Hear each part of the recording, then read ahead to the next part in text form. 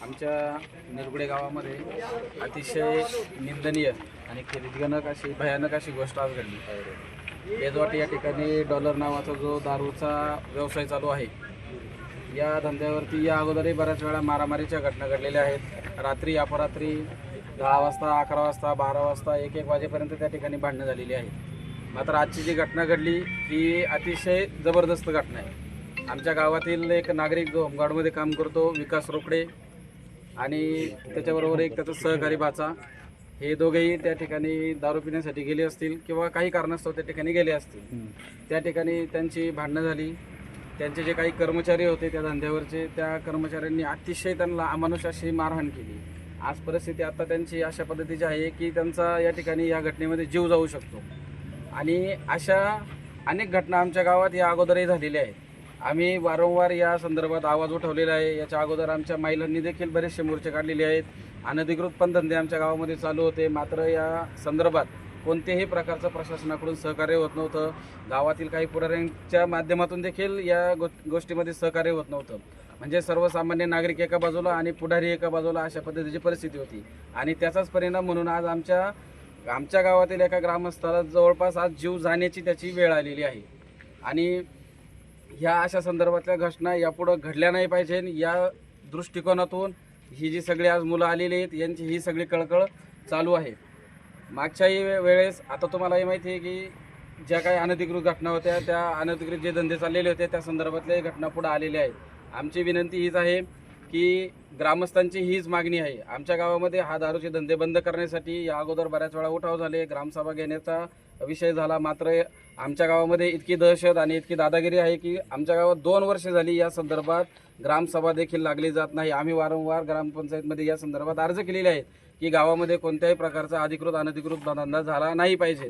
मात्र ग्रामसभेमध्ये आम्ही अर्ज दिले तरी ते ग्रामसभेच्या विषयांमध्ये ते विषय आले नाही। या विषयासाठी आम्ही विशेष ग्रामसभा लावा म्हणून बऱ्याच वेळा मागण्या केल्या, मात्र कोणत्याही प्रकारची या ठिकाणी आमच्या गावामध्ये ग्रामसभा लागली गेलेली नाही। आताही जो धंदा चालू आहे तो अधिकृत चालू आहे की अनधिकृत चालू आहे याच्याबाबत कोणत्याही माणसाकडून कोणताही खुलासा होत नाही। आजही त्या ठिकाणी ज्यावेळेस ती भांडणं झाली, आता आम्ही त्या ठिकाणी होतो, त्याही ठिकाणी आम्ही त्यांना तेच प्रश्न विचारले की हा धंदा अधिकृत आहे की अनधिकृत आहे। आम्हाला पोलीस प्रशासनाकडून देखील त्या संदर्भात कोणती माहिती आली नाही। तो जो हॉटेलचा जो मालक आहे शिंदे, त्यांच्याकडून देखील त्या संदर्भात कोणती माहिती आली नाही। आमच्याही गावातील जे काही पुढारी आहेत किंवा जे काही अगोदरचे आमचे काही गावचालक होते त्यांच्याकडून देखील याच्या संदर्भात कोणत्याही प्रकारची अधिकृत माहिती नाही का हे धंदे अधिकृत आहेत का अनधिकृत आहेत। आणि याचे एक तर आमच्या गावामध्ये इतकं भयान वास्तव आहे की लहान लहान मुलं आज दारू प्यायला लागलेली आहेत। आज 7वीची असतील, 8वीची मुलं असतील, जे शाळेत जातात त्यांच्या मनावर इतका बेकार त्याचा परिणाम होत आहे की त्यांच्या पुढे जे दृश्य दिसतंय की आज 11वीची मुलं, 12वीची मुलं त्या ठिकाणी जाऊन दारू पितात। ती मुलं म्हणजे मोठ्या माणसांकडून लहान पोरांकडं, किशोरवयीन मुलांकडून अतिशय लहान मुलांकडं, म्हणजे इतकी बेकार परिस्थिती आमच्या गावामध्ये आता ही घडत आलेली आहे। आणि गावामध्ये देखील दारू पिऊन याच्या अगोदरही देखील खूप वेळा भांडणं झालेली आहेत। त्यामुळे हे कुठंतरी थांबलं पाहिजे, नाहीतर आमचं अख्खं गाव बरबाद होईल अशी सगळ्यांना आता ही सगळ्या पोरांना याच्यामध्ये ही शंका वाटत आहे। त्याच्यामुळे आमची साहेब तुमच्या या मीडियाच्या माध्यमातून तुम्हाला आमची विनंती की हे प्रकरण किंवा ही जी गोष्ट आहे तुमच्या माध्यमातून या संदर्भात ज्या काही कायदेशीर बाबी असतील, पोलीस कचेरीच्या बाबतीत असतील किंवा प्रशासनाच्या बाबतीत असतील, SP ऑफिसच्या असतील किंवा कलेक्टर ऑफिसच्या बाबतीत असतील, महसूलच्या बाबतीत असतील किंवा याला जी परवानगी भेटती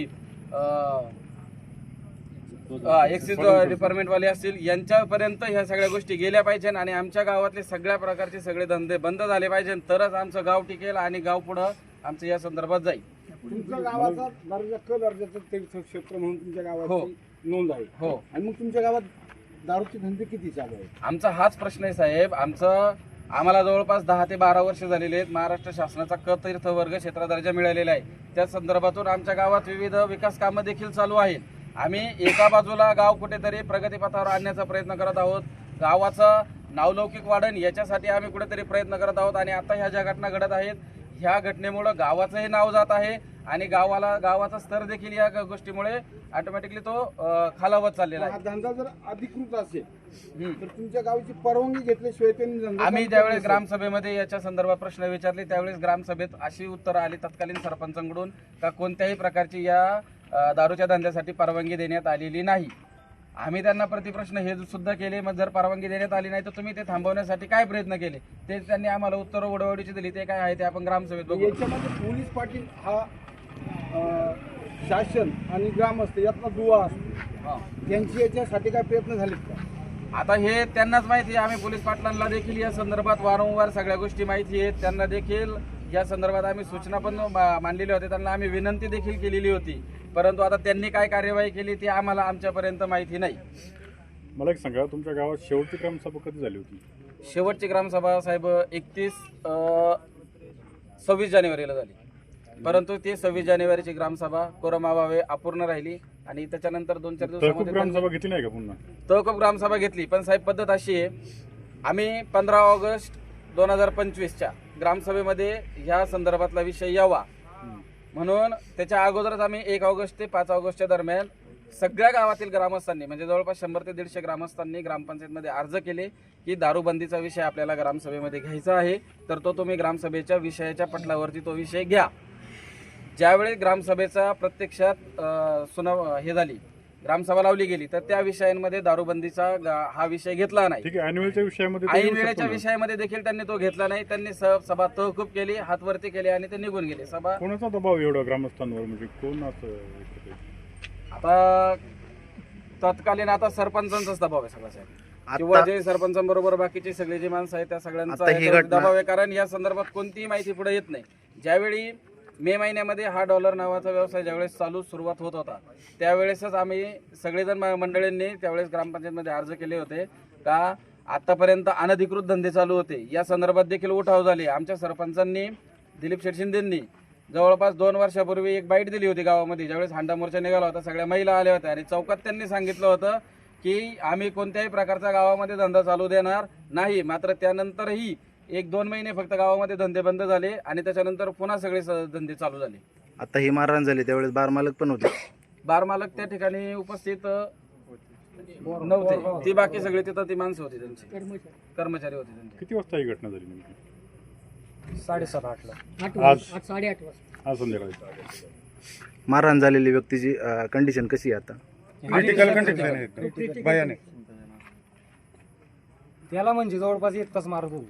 1 तास. आमच्या गावचा साहेब इतिहास काय आजपर्यंतचा ग्रामसभेत आम्ही ना गेली 2 ते 3 वर्ष हा बार चालू झाल्यापासून मी वैयक्तिक 200 ते कोरोना अभावी काय होतं आमची ग्रामसभा पूर्ण होत नाही. मी वैयक्तिक एकट्याने 200-250 पोरं जमून 2 वेळा ते जमवण्याचा प्रयत्न केला, पण काही ना काही कारण काढून सरपंच असेल, उपसरपंच असेल आणि पूर्ण बॉडी असेल, हे काही ना काही विषयांतर करून ती उधळून लावण्याचा आतापर्यंत आता जी तुम्ही साहेबांनी विचारली शेवटची ग्रामसभा कधी लावली, त्यावेळेस सुद्धा आमचा कोरम पूर्ण होता, पण काही कारणास्तव त्यांनी मधीच उठून गेले.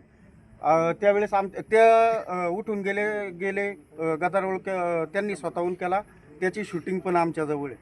म्हणजे याला खत पाणी कोण घालतंय? आमची ग्रामपंचायत घालती. लक्षात घ्या. मग का घालती? काहीतरी मिळाल्याशिवाय घालती बस. म्हणजे या अवैध धंदे चालू याच्या पाठी ग्रामपंचायतच आहे, दुसरं कोण? आज गावात मेन कोण आहे? सरपंच आहे, उपसरपंच आहे. तुम्हाला माल भेटल्याशिवाय तुम्ही याला प्रोत्साहन भेटतं का? आज हा तरुण वर्ग आहे साहेब, काय याच्यापेक्षा डबल तिथं होता. काय आज आमच्या गावची परिस्थिती अशी आहे का 17 ते 18 वर्षाची पोरं पण तिथं दारू प्यायला जातात. कित्येक लोकांचे संसार आमच्या डोळ्या देखत उद्ध्वस्त होताना आम्ही पाहतोय. मारहाण करणारे कोण होते नेमके? मारहाण करणारे साहेब नेपाळचे, शिवाय नेपाळचे म्हणजे गुंड ठेवले. हा गुंड हॉटेलमध्ये 10-5 त्यांनी रुपये समजा एखादे नाही ना दिले तरी मारहाण करतात. आणि शिवाय आता त्यांचं एक वाक्य काय आलं, तेव्हा वेळेस आम्ही तिथं हजर नव्हतो, पण 2-3 जी आमची पोरं होती, गावातले कोण लवडे आहेत त्यांना इथं घेऊन या, बघतो त्यांच्याकडे पण. म्हणजे तो माझा सक्का भाऊ आहे, त्याच्या जीवाचं जर बरं वाट काय झालं ना, ज्यांनी मारलं ना त्यांना मग मी सोडायची नाही अशाने. हा तुमचा बारबीर धंदा तिकडं असेल माणूस येतं ते कायसाठी येतं आणि बमले साहेबांनी एक प्रश्न विचारला बघा, ते अनधिकृत आहे का? उद्या झालेल्याची भरपाई द्यायची तर सगळी त्याचा विषय असा आहे, पत्रा शेड जे पत्रा शेड आहे ना, पत्रा शेडला कोणत्याही बाजूला परवानगी नाही. बंद झालं ते अनधिकृत असो किंवा कृत असो, निरगुडे गावामध्ये दारू व्यवसाय नाहीच पाहिजे. याच्या पलीकडे काहीच बोलायचं नाही मला. दारू व्यवसाय नाहीच पाहिजे. दारूने काय काय झालं आणि काय काय होतंय हे सगळ्यांना माहिती आहे. तुमची मुलं आहे, माझी पण मुलं आहेत. जे पेराल तेच उगवतं. आज तुमच्या घरात जर तुम्ही पेरलं तर ते उगवणारच ना. त्याच्यापेक्षा ती दारू ही नकोच.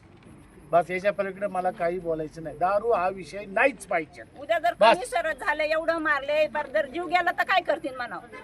हा त्याची भरपाई केली पाहिजे जेवढं लागेल तेवढं त्यांनी त्या मालकाने पण आणि ज्यांनी मारले त्यांनी पण. आता आमचं म्हणणं एकच आहे. आता पहिली जागा मालक आणि बार मालक या दोघांवर कारवाई झाली पाहिजे. हा, उचलायचं मला एक सांगा, जर गावातले एवढे युवक या म्हणजे इथं आहेत, या सगळ्यांचा विरोध आहे त्या बाबतीत, तर तो बार चालू कसा नाही? बघा गावात एवढी सरपंच साहेब, ही घटना घडून 3.5 तास झाले. इथं तुम्हाला ग्रामपंचायत सदस्य, सरपंच, उपसरपंच किंवा पोलीस पाटील इथं कोणी हजर नाही. 3.5 तासात तुम्हाला कळू शकत नाही. एकही सदस्य इथं उपस्थित फोन नाही. केला तर फोन सुद्धा कोणी उचलला नाही. कोणी नाही, आम्हाला दाखवा ना. पोलीस पाटलाचं जरी काम होतं ना, पोलीस पाटलीन बाई मग एकच होतं ना. मग मी तुम्हाला मगाशी बोललो ते चुकीचं नाही. तुम्ही मेल्यावर राहणार आहे का माणसं? एखादा डीजे चालू असल्यावर तिथं फार सगळ्यात आधी येऊन हजर राहणार. आणि आज इथं मग त्यांचं काम होतं, आज त्यांनी इथं हजर पाहिजे म्हणजे होतं. तुम्हाला आतल्या हाताने काही भेटत असल्याशिवाय बाहेरच्या लोकांनी येऊन इथं धंदा करायची काय कारण सगळ्यात महत्त्वाचा फालतू मुद्दा धंदा तो टाकण्यात काय हे नाही. नाही, परंतु धंदा चांगले पाहिजेत ना, नियमात असेल तर गावामध्ये व्यवस्था एकदम करू चांगले शकतो. धंदे पाहिजेत. अहो, ठीक आहे, पण फार मारलं आणि एवढी जीव जास्त दारूमुळे येत नाहीत की ऍक्सिडेंट झाले होत्यात पण रस्त्याला. दारूबंदीसाठी पहिली गोष्ट तो बाहेर चाललाच नाही पाहिजे तिथं. दारूबंदीसाठी महिलांनी मोर्चा काढला, त्यावेळेला सुद्धा कोणी गावचं प्राधान्य पाहिजे तोय ना, उद्याच्या उद्या उधळून गेला पाहिजे बाहेरचा धंदा. आणि ऍक्सिडेंट पण भरपूर होतात आपल्याच्या रस्त्याला.